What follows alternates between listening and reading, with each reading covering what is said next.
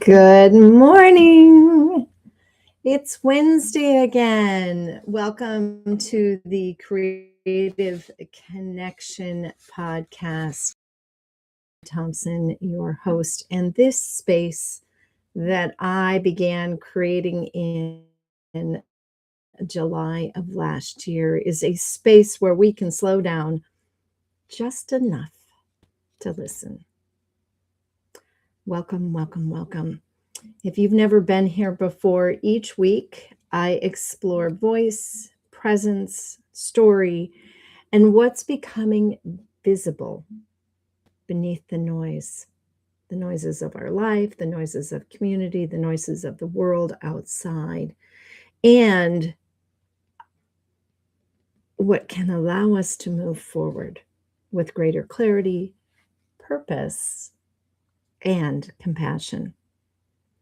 So this week I alternate having a discussion either by myself or with another person every other week with a meditation. And I've decided that this is going to be a combination. This is a week for pausing.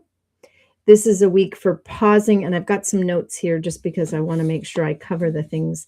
Pausing and listening, where we can create space to pause, to breathe, and to come home to ourselves. So today's episode will be a reflective, interactive meditation.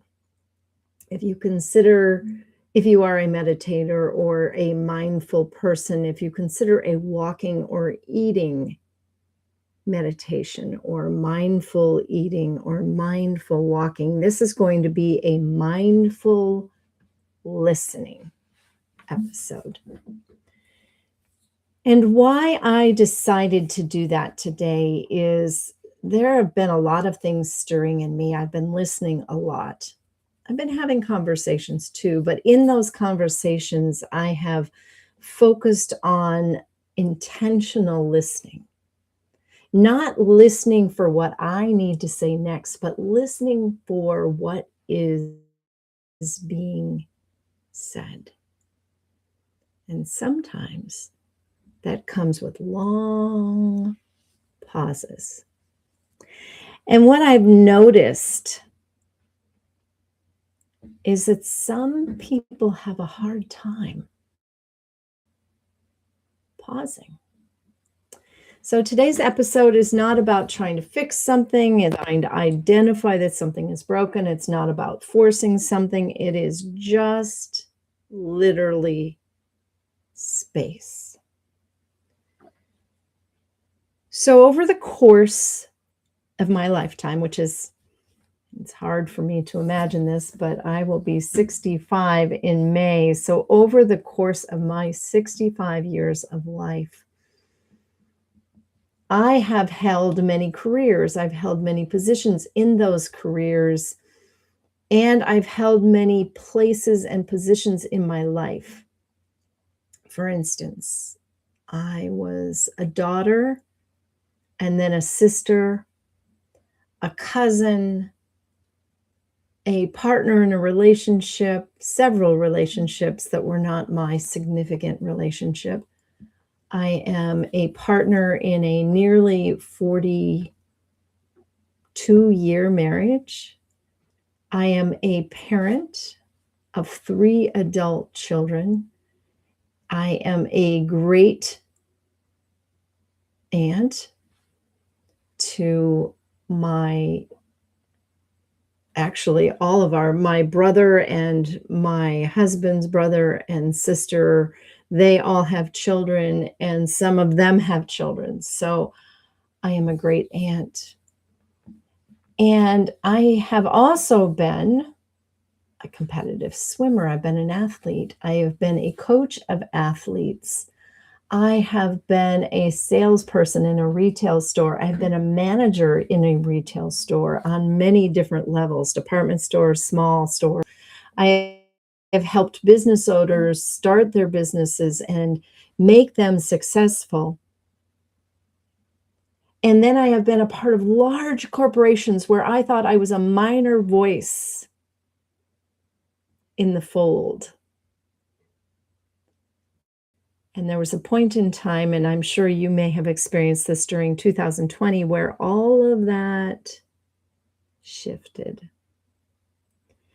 I found myself still working for a large corporation, and I became a crisis manager of sorts in that um, in that corporation.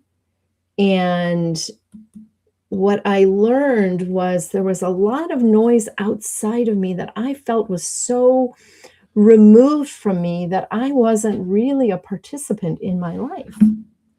Perhaps you have experienced that as well. In early 2020, before we knew anything that was going to happen for the months that were coming, I happened upon a person, and I have shared this on this podcast before, but today's why I'm sharing this is so relevant to what I would like to do with you today. I happened upon this person that I had happened upon. So that was 2020. So I happened upon her 5 years prior. I was at a point in time in my life where my sons were all going off to do their things, and I had decided not to do retail anymore. Heaven forbid I do retail anymore. But I did it anyways because it was easy and simple. Hold on to that thought. I did it anyways because it was easy and simple. But I was looking for a way out of the rut that I had created. And there was something that she shared in 2015 that I heard, and it stuck with me in the back, the recesses of my mind, about coming home to myself. But in order to do that, I had to be quiet. I had to sit quietly. Here's what I know about many of us, many of you listening, myself, at least two of the three of my sons. Slowing down enough to listen can cause great anxiety. It can cause great anxiety that spurs the feeling of overwhelm. And then we have to hurry up and do something because we're not being productive. And oh my goodness, we have all these time crunches. And what will the world think if I stop? Is this viewed as laziness? And then the fear comes up around all of those things. And sometimes, and this is what happened for me, sometimes fear rises because there are things we have not dealt with in our life, like, what career do I want to have? That was what was arising for me, where now we have to pay attention to it. So we don't really like to slow down, to pause. So what I hope to be sharing today are some ways that you might choose to slow down. You might choose to find behind if I slow down, oh my goodness, I'm not being productive. People will see me as lazy. How those are myths. They are a belief that we've created in our head because of somebody out there in the world has put that belief into our head. I have learned over the course of the last 5 years that if I allow myself to sit quietly at least once a day, I am more clear in my thinking, decisions come easier because they come from a place of desire, not need. I don't know if you've ever noticed this, but if you really, really need something, one of two things happen. One, it never happens because you really need it. You are striving for it, you are pushing for it, you are forcing it. Or when you get it, you realize that's not really what you wanted. So today's episode is about finding your still place and why that is important to your survival. I believe that if we do not find our quiet corner of the world at least once a day, you're putting your health at risk. And I'm going to give myself as an example, and then I will go into some things that you might choose to explore or do yourself.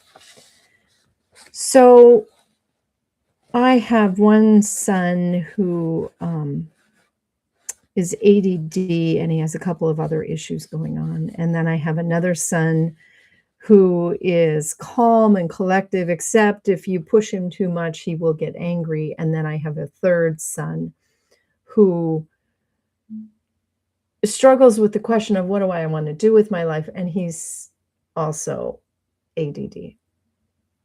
So I have a lot of energy around me. And then I've chosen to put myself in a position recently where I am working with upper elementary to middle school to high schoolers alongside adults. And there's an energy to that. There's a heightened energy to that because when you are a young person, and I remember this for myself, you want nothing but to have other people like you. And you are willing to do and try anything to get them to notice you, to pay attention to you, to accept you. Interesting fact, I have seen in some of the adults that I've been around the same behavior, which has led me to believe that the crisis that our world is experiencing is a crisis of belonging.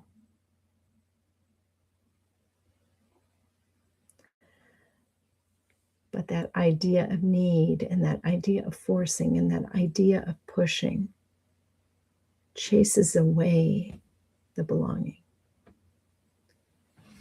In the last several months, had an encounter with someone who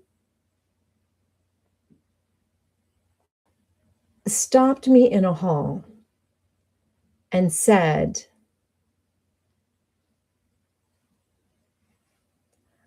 "I need you to be my friend."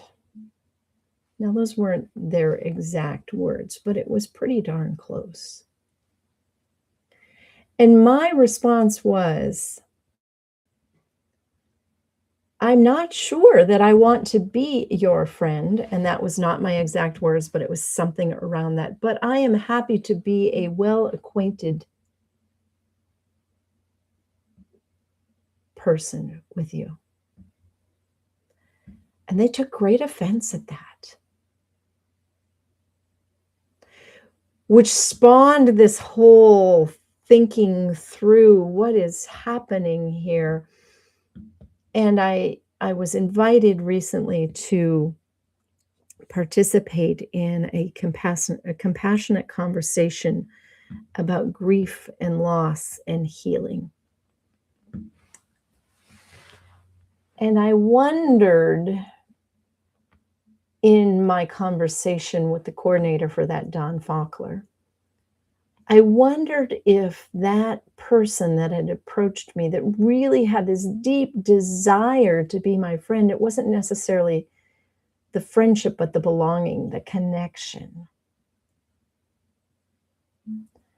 We belong to a community, that person and I, that has been through a lot of loss and grief. And so when I was in conversation with Don, I went, what can I provide those listening that might also be experiencing that?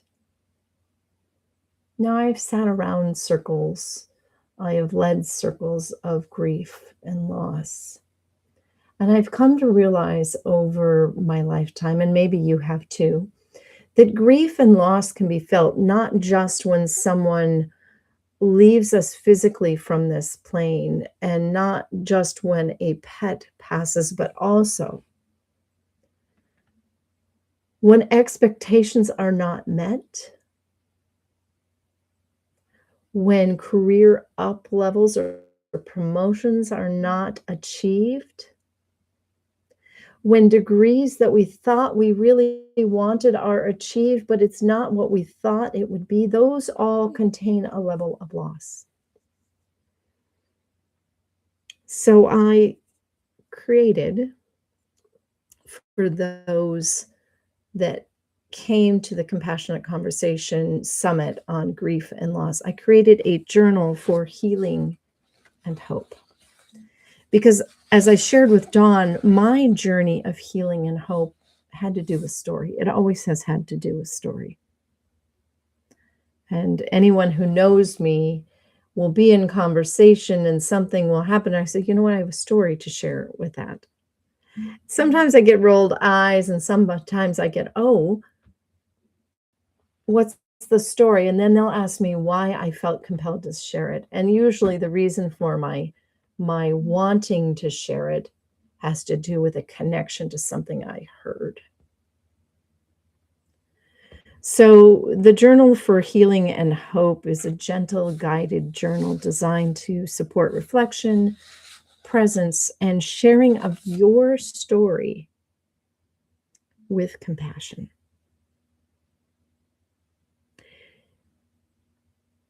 Compassion is not just about helping someone else alleviate their struggle, but it's also for yourself. In order for us to be more compassionate towards another human being, it is best if we start with ourselves. So that's the underlying reason for my journal of healing and hope.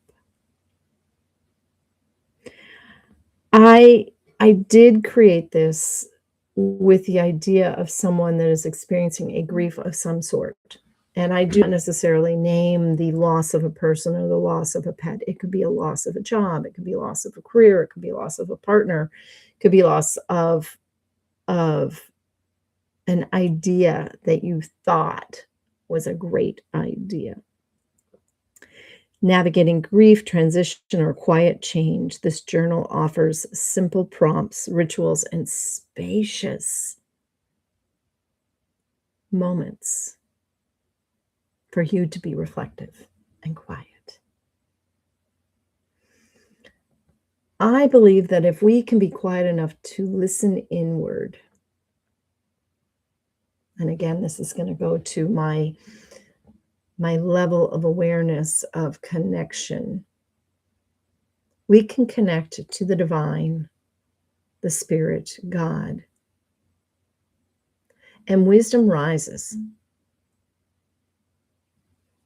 Consider this type of journaling a form of prayer, if that is who you are, or consider it a form of meditation.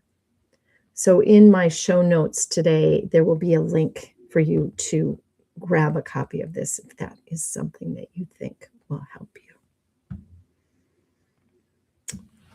Then I believe listening to other people's stories allows us to transform. You know, I am the artistic director for a very small community theater in a relatively small community that is a suburb of the city of Seattle. And I go into that role as artistic director, as director of a show, as giving input on something. I take that role as one of being very sacred. Because whatever story we share with the audience, whatever story I share with the cast, whatever story I share with the community, it will leave at least one person changed. I was sharing with a new friend on Monday that I try to grab a theme and hold on to that theme when I'm working with a community. In this particular community, I've held on to the theme of family. And I don't mean family in the sense that it's a mother, a father, and children, and all of the extensions from that. While it can be, I think family is bigger than that. I think we create our own families. And sometimes those families are our communities. I think about the family I had growing up. When I was 3 or 4, my parents moved from the home that I had been born and lived in for the first several years of my life to another home. Now, I don't remember a lot of that move. But that second move, we moved from there, which was down the street from Grandma. It was not far from Grandma. Grandma who played the piano. Grandma who drank Coke, smoked cigarettes, and ate Sandies. It's a cookie from back in the day. I remember Grandma for her plants and for her paintings. She was a painter. And I have several of her paintings here in my home.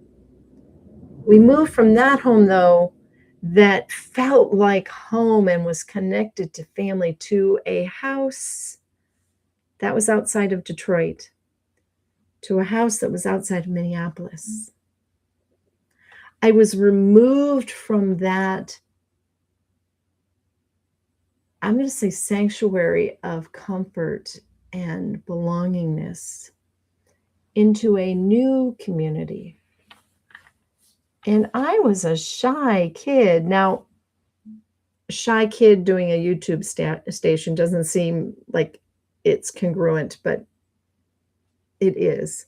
And I will tell you why in a moment here. In that community, I felt like an outsider the entire time we lived.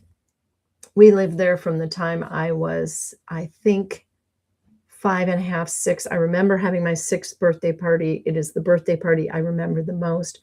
From the time I was 6 until the time I was 8, we lived there for 2 years. And I don't remember but maybe one person I could call friend. Now, this is at a time in one's life that we are learning what it means to be social, to connect, to earn friends.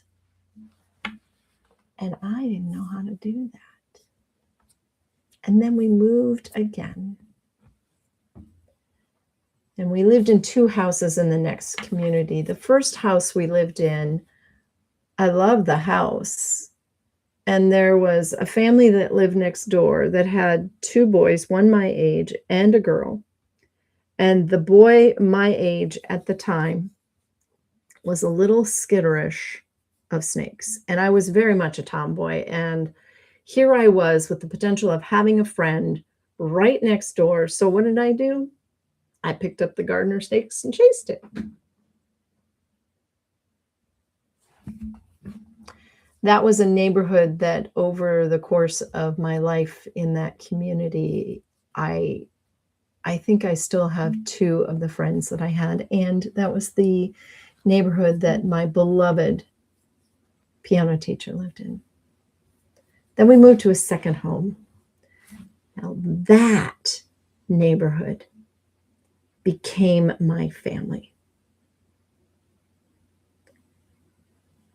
The next door neighbors were my second set of parents, also became my 6th grade teachers. They were team teachers. The kids that lived next door, the oldest daughter was a couple years older, but the second daughter was the same age, and we shared a graduation party. And then the next boy down was the same age as my brother. And then they had another boy. And then I babysat for everyone in that neighborhood, and everybody knew everybody's kids. And ours was probably the furthest house away from the neighborhood beach, but I went to the beach every summer, and there was always someone around to watch. That's how I define family. So when I am doing a show, that is the family that I am talking about. So a show I directed, the first show that I directed in this series of belonging in a family was Mary Poppins. I was privileged to be given the rights to direct the full version of Mary Poppins. I had a cast of 28 with kids and adults and all ages, and I am a director that does not like the fourth wall, so the audience was pulled into the story. The next show I directed that had a similar theme was one that a friend of mine wrote, and it was about a family who had grown apart, and the death of their parents brought them back together. And then the next show that I directed was a Christmas show that the script was horrible, but in the end, I think we delivered the message, which was family is what we make it to be. The next show was another new work about a young man who would have been considered an outsider in all respects, but we get to see him through his life, and his wife has passed away. And then the next show was James and the Giant Peach, where all of those bugs are the parent to James. And then the next show was A Christmas Story, the musical. And if you are familiar with A Christmas Story with the leg lamp, it is about family. And the vignette I created at the end of that show was the table in the restaurant was center stage, and the family gets up to leave the table and goes closer to where Jean Shepherd, the narrator, is. And the rest of the cast comes out singing, and they stand in their family groups around that table singing the closing song. So welcome to our table. So I bring this up because one of the things that hit me back in 2020, 2021 is that I had a lot of stories in me about the journey of my life and the lessons that I learned. But you know what? I chose not to look at them until somewhere around 2015, 2016, and my husband took me on a trip to New York City, and I was hit with excruciating pain, and I couldn't walk as much as I wanted, and I found myself on many park benches, sitting quietly, with things coming up that I had not dealt with that I needed to deal with. So my book, Courageous, A Journey from Pain to Purpose, comes out later this year. And if you would like to follow that journey and learn about my stories and how I took those lessons to shift and transition my life, I have a link for that as well. Early on in my work, one of the things that I believed was true is not only slowing down enough to listen to our inward voice, but part of the reason we chose not to do that is we didn't want to be seen. We said we did, but we never did anything to create that visibility. We didn't want to be heard. We said we did, but we never did anything to create that. And the third thing was there were things that really mattered to us, but we didn't know how to tell anyone.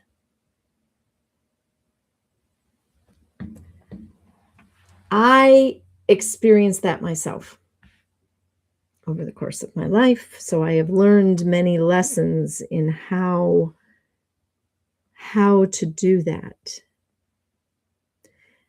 One of them is by journaling. I jumped on the Julia Cameron Artist's Way path many years ago, and over Actually, my second son had just been born. My second son is about to be 29. So if that helps you, that's how long ago. But I have created my own journaling prompts as the Journal of Healing and Hope shares. But one of the things that I created about, I'm going to say 4 years ago, is a visibility journal. What is it that's preventing me from being seen? What is it that's preventing me from being heard? What is it that is holding me back from asking for what I want, even if it's 5 minutes alone for my kids? Even if it is a vacation and it's hard to ask my boss for that because you're not sure what your boss will say. So I created the visibility journal, and I have a link to that in the show notes as well. So one of the things that I am really excited about right now, I must share that I am really excited about that. I have met so many people, men and women like myself, that are on this path of wanting to reclaim their voice, wanting to reclaim or realign or readjust their vision for who they think they are in this world, and really align what they do with what matters most in their life. And my very first coaching client, they came to me because they needed to find happiness. Maybe you can relate to that. You don't have enough happy or joy in your life right now. And so over several months and inquiry and questions, we finally boiled it down to a lack of asking for what we need. But before we got to the asking, we had to sit and take time with ourselves to figure out what it was that we needed. There was one day I remember from a second client that I had where I said to them, close your eyes for a moment. So I'm going to encourage you to do this. Close your eyes for a moment.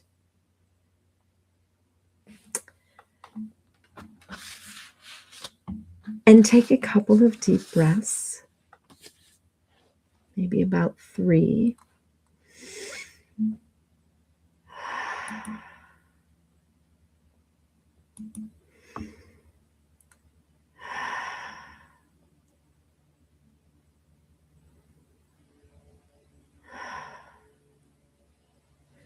And if money and time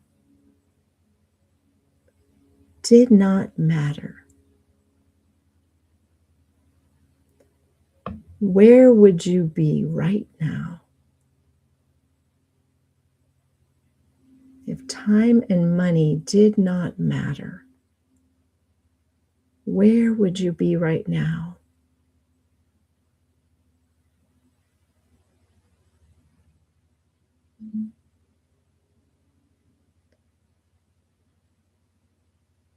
And what would you be doing? And what would you be doing?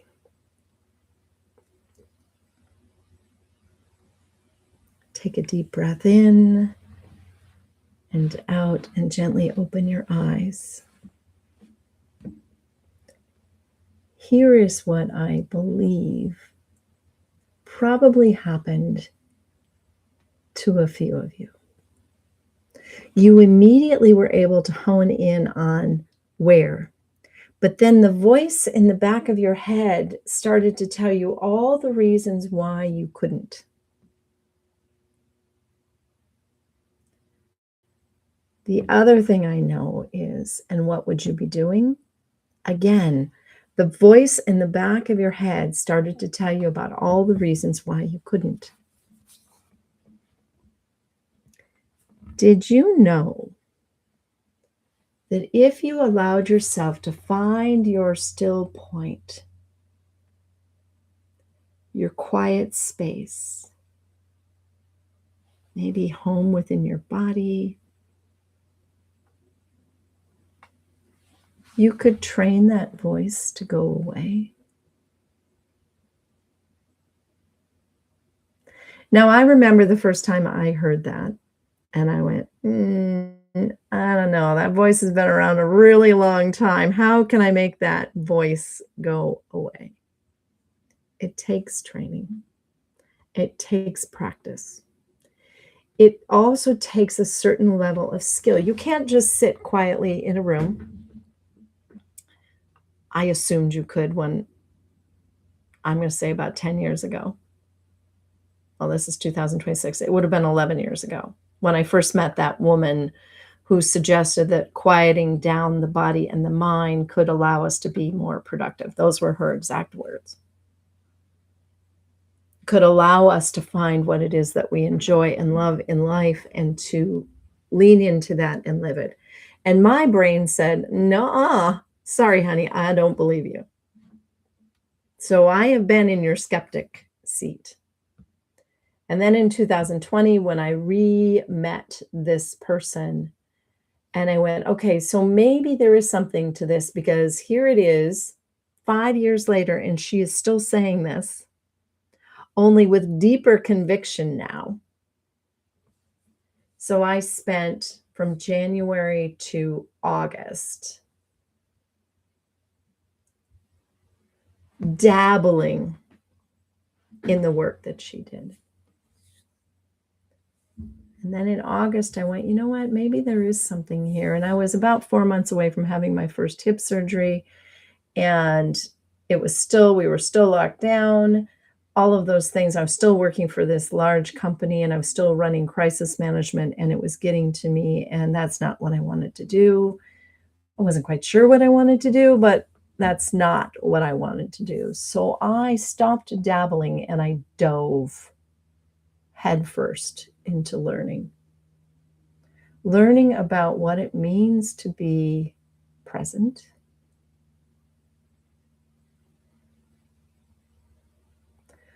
learning about what it means to be quiet, what it means to tune in, and what it means to listen.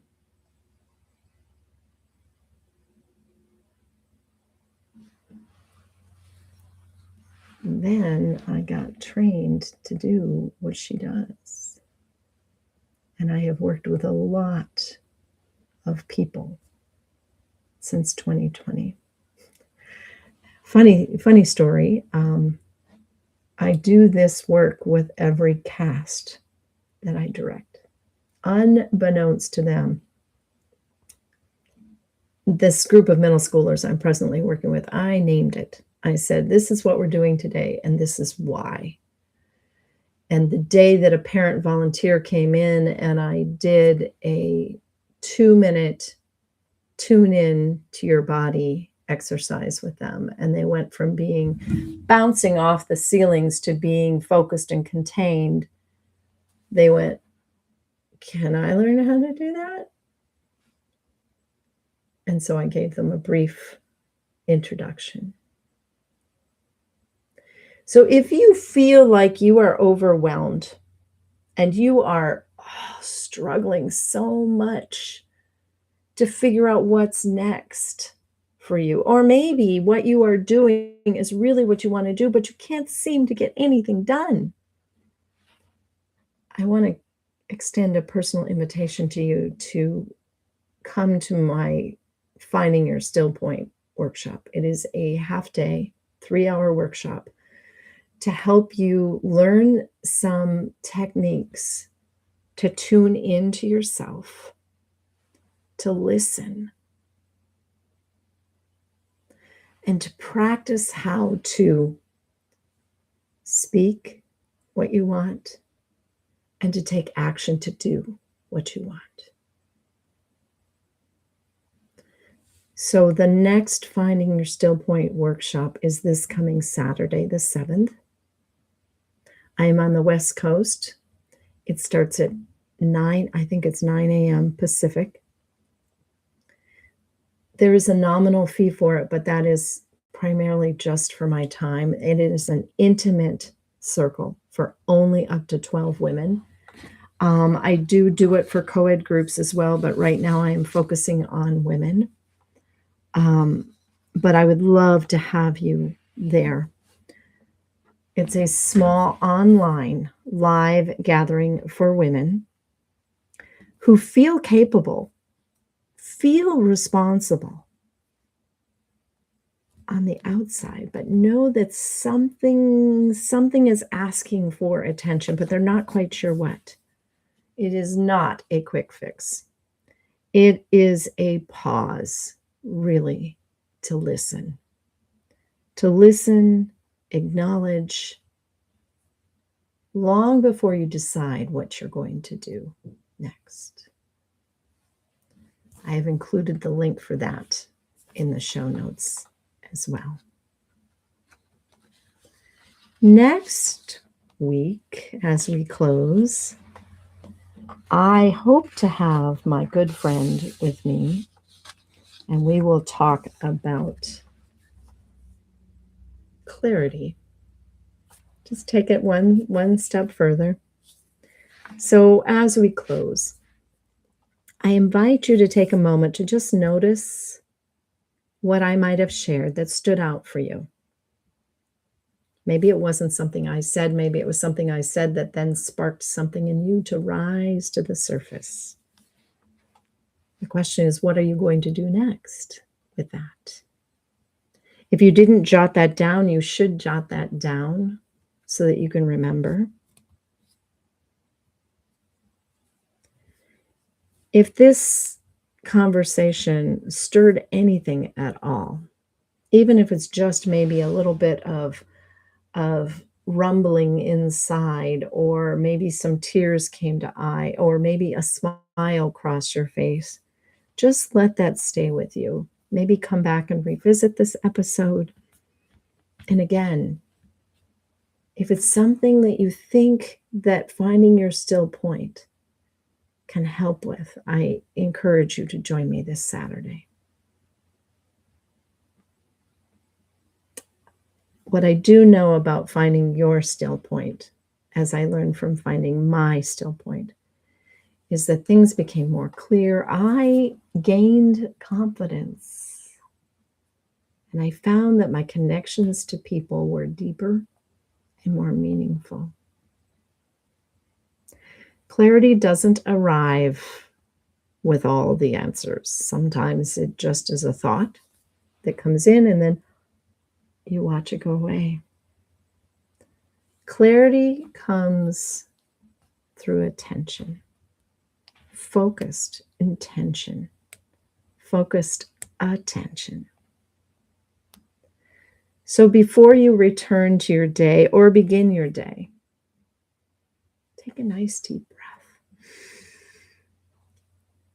and let it out. Notice if anything feels more spacious. If it does, what? What feels more spacious? Is there anything that feels more settled, calmer? What feels calmer? Carry those two things with you forward in your day. Let it guide you gently. Embrace them. Thank you for being here, for creating space for yourself. As always, if something impacted you, like and share. I will be here next Wednesday, and if not live, it will be recorded with my friend. It depends on her schedule. But I wish you all many blessings. Namaste to you. And know that it is possible to find your still point and be more productive, more in tune, more engaged, and more joyful in your life. Until next time.